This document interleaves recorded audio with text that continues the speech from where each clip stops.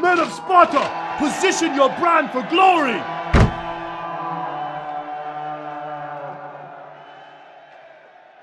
Do you know the original name of Miller Lite?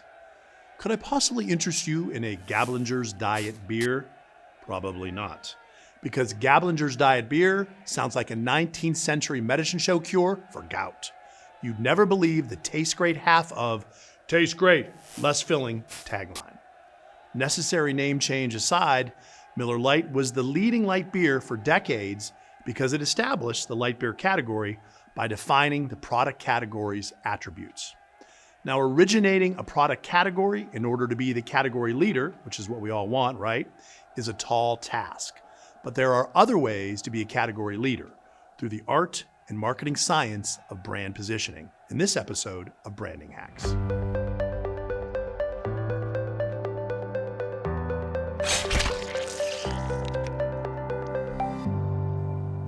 In the last episode, I noted there's no established best practice in branding. I received feedback and pushback on this assertion through LinkedIn, including a Fortune 500 marketing VP who essentially said, well, so what? My market research team and the 5 agencies we use bring a ton of brilliant people to the table. Possibly so, but she was confirming my point. In the absence of industry best practice, we rely on geniuses to show us the way in branding. But while genius is sometimes genius, it can be erratic and subjective. Branding should and can be a repeatable business operation, and that starts with establishing a best practice. So let's work toward a definition of a best branding practice by starting with my stripped to the essentials definition of branding. Branding is creating belief in the superior value of your brand to drive marketplace sales and your brand's worth as a financial asset. Remember, a brand has 2 interdependent sources of value to its owners.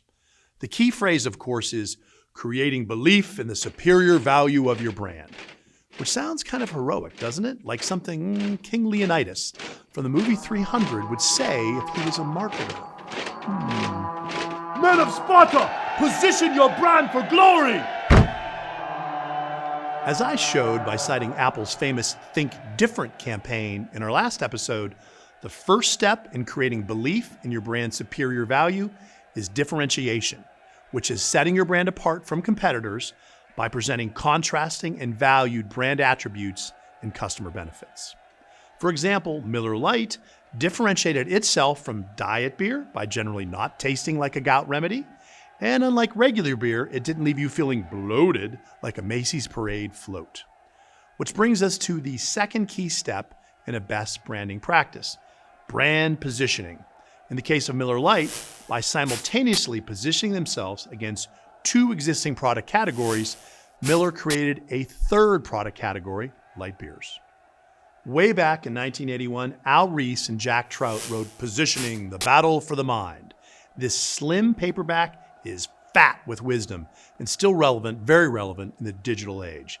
It doesn't present a best branding practice, but offers discipline and how to think about branding through the lens of positioning. Positioning is placing your product in its most advantageous context in both the mind of the prospect and the competitive marketplace. Because branding really is about discovering and communicating competitive advantage, not just awareness or image. The best position, of course, is to be the market leader in your category.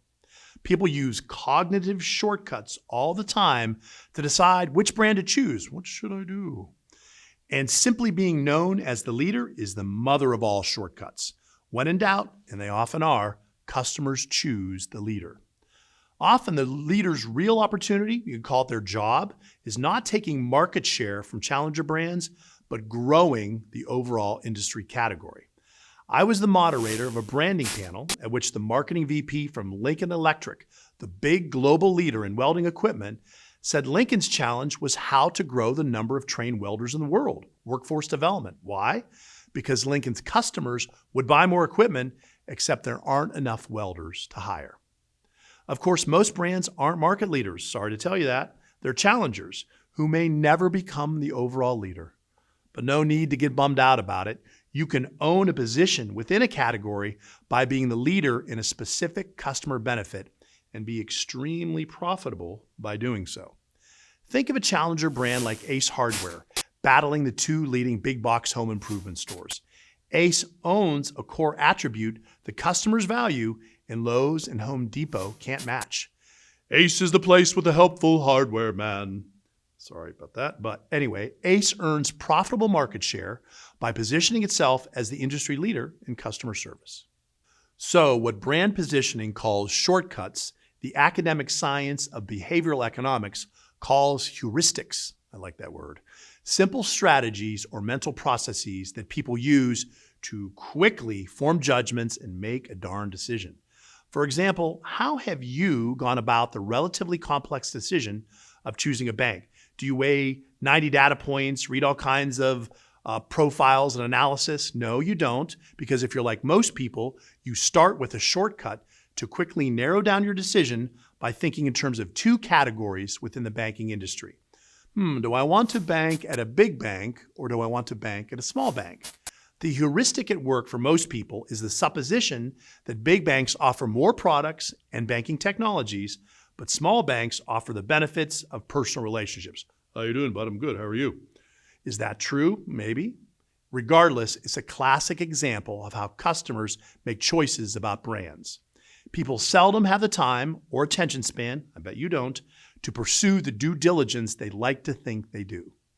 Understanding the shortcuts people take in your industry presents opportunities to grow your market share through effective positioning. I simultaneously positioned a client, Farmers National Bank, as the leading small bank and as the leading alternative to bigger banks in its geographic footprint. We did this by showing that Farmers offers banking technologies that their community banking competitors can't match and that rivals that of bigger banks, while offering a relational culture that bigger banks can't claim. I like a bank where relationships matter. I like contactless banking, like this mobile mortgage app. I like meeting face-to-face with my banker. Me too, via an interactive teller machine. I like a bank that's a pillar in my community. I like a bank so cutting edge, they have a lab branch. We are so alike. Well, we do both bank at Farmers National Bank. Farmers. Stand strong. So between this episode and the last one, we've now covered two of the three building blocks of the best branding practice: brand differentiation and brand positioning. In the next branding hacks, we're going to show why attributes and benefits are the core elements of every brand in every industry category, and how they can be ranked and assigned values to create a data-driven best branding practice. While data and digital technologies have combined to drive a revolution in one-to-one marketing, branding largely remains an opinion-driven practice, done today much as it was in the 1960s of Madison Avenue's Mad Men. It's time for that to change. And why am I wearing this helmet? Because I have to give it back to its owner, and I feel heroic wearing it. Until the next episode of Branding Hacks. Awoo!